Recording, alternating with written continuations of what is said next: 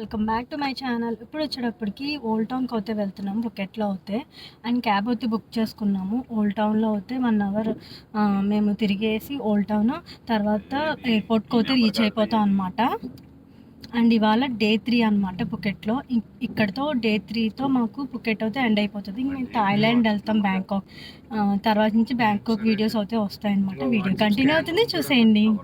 ఫుకెట్లో అయితే last day అయితే మేము క్యాబ్ అయితే బుక్ చేసుకున్నాము. అండ్ ఓల్డ్ టౌన్కి ఎయిర్పోర్ట్కి అనమాట 900 థాయ్ బాట్స్ ఎంతో తీసుకుంది.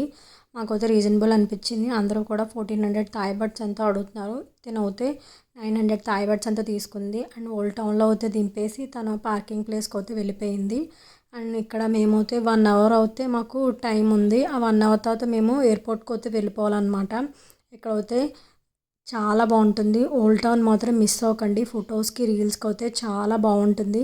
ఈ ఫుకెట్ టౌన్లో అయితే అందమైన ఆర్కిటెక్చర్ అయితే ఉంటుంది. మనకి ఇక్కడ కనిపిస్తుంది అనమాట ఈ స్ట్రీట్లో. అండ్ ఇక్కడ రెస్టారెంట్లు, షాప్స్, ఇంకా కేవ్స్ అవన్నీ కూడా ఉంటాయి. ఆర్కిటెక్చర్ అయితే చాలా అద్భుతంగా ఉంటుందండి.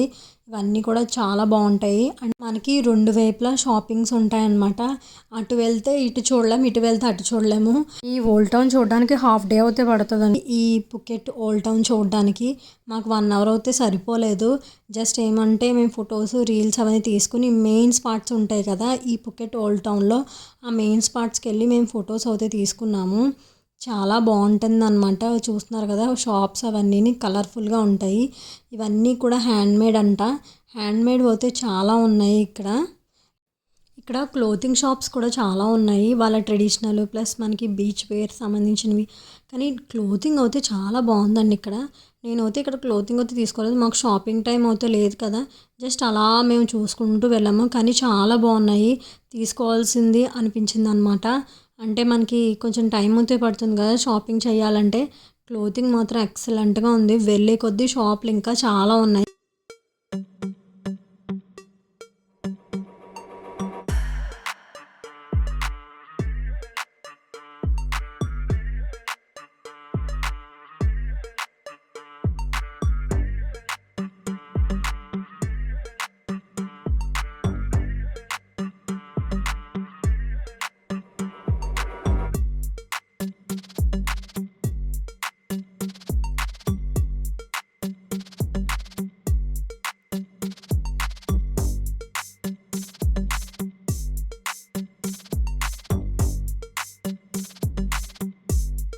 ఓల్డ్ ఫుకెట్ టౌన్లో ఇదే మెయిన్ అట్రాక్షన్ అనమాట. ఇక్కడ అయితే ఇది రెస్టారెంట్ అనమాట. రెస్టారెంట్ దగ్గర ఇలాగ బయట అయితే ఉంటుంది. అండ్ ఇక్కడ అయితే రీల్స్, ఫొటోస్ అయితే చాలామంది అయితే తీయించుకుంటున్నారు. మేము కూడా చాలా ఫొటోస్ అయితే తీసుకున్నాము.